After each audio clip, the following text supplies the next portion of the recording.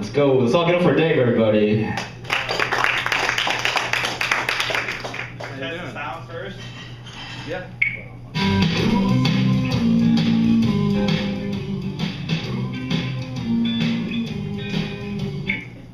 Yeah. Well, this is a chapter from a book that I'm going to write after the book I'm working on now, but this is one of these chapters that just pushed itself to the top of my brain and insisted on getting out. Mostly because I happen to like this Stray Cat song that it goes with. Anyhow, this is a vampire spoof. I'm going to have vampires, werewolves, a Frankenstein-type monster. There's one other type of were-creature that I think this book ought to have, and that's discussed in this chapter.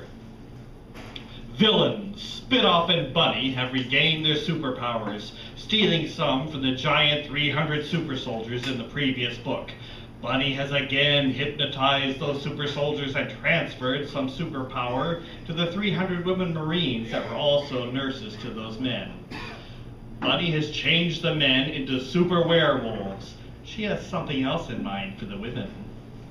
Spitoff, evil French movie director, super strength, flight, able to change inanimate matter into anything he wishes. Bunny, super bimbo, Spitoff's oversexed squeeze, strength, flight, and super hypnotic mind control. The chapter where Bunny cats around. Near the town of Hill Patch, a clearing in the forest near the Spitoff-built barracks for the hypnotized soldiers, a Friday, 10:32 p.m.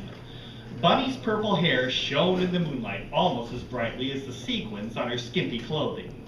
She had teased her hair a bit, adding a couple inches to her height. With her 4-inch heels, Bunny finally came up to 6 feet tall.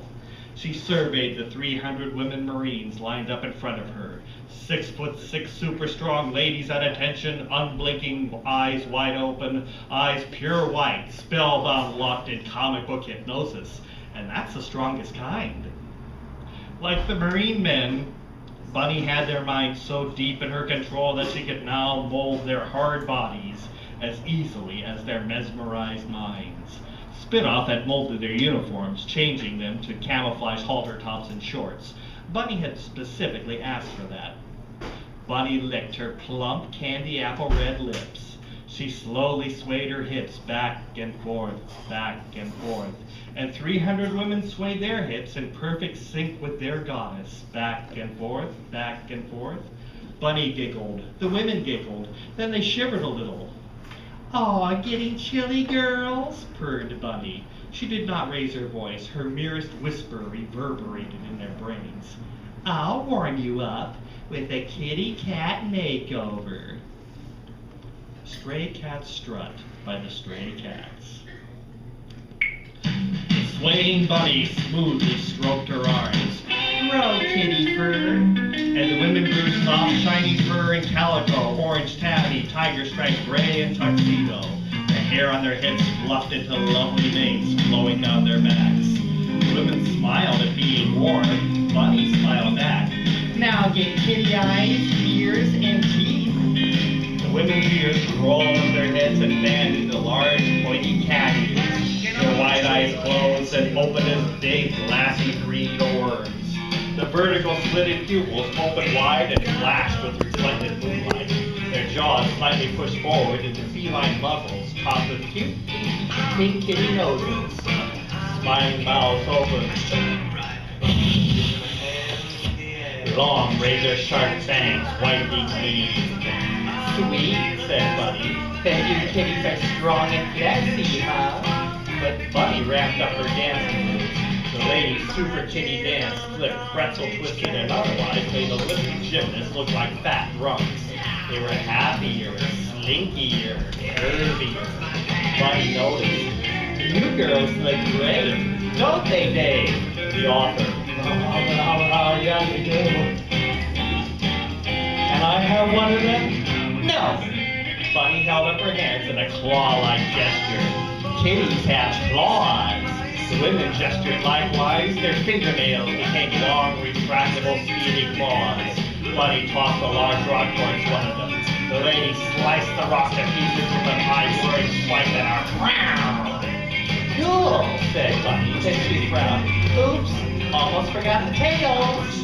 Red, long cattails ripped out of the women's shorts and snakily swayed in feline contentment. Buddy scampered to the closest werekitty, petted its fuzzy-headed neck and squealed, "You're so cute." The werekitty arched her back and purred. "Girls," Buddy said, "let's go tease the boys." 307-foot-tall male werewolf soldiers were still at attention, still obeying Buddy's command to stay. The ears perked up. Buddy sashayed toward them. 300 women sashayed behind him. Buddy cooed, "Girls, say hi to the boys." Female weirdos effortlessly leaped 20 feet high. Each person was off land in front of male werewolves. Every werewolf looked down at a werekitty, smiling up at it. Low growls rumbled in doggy throats.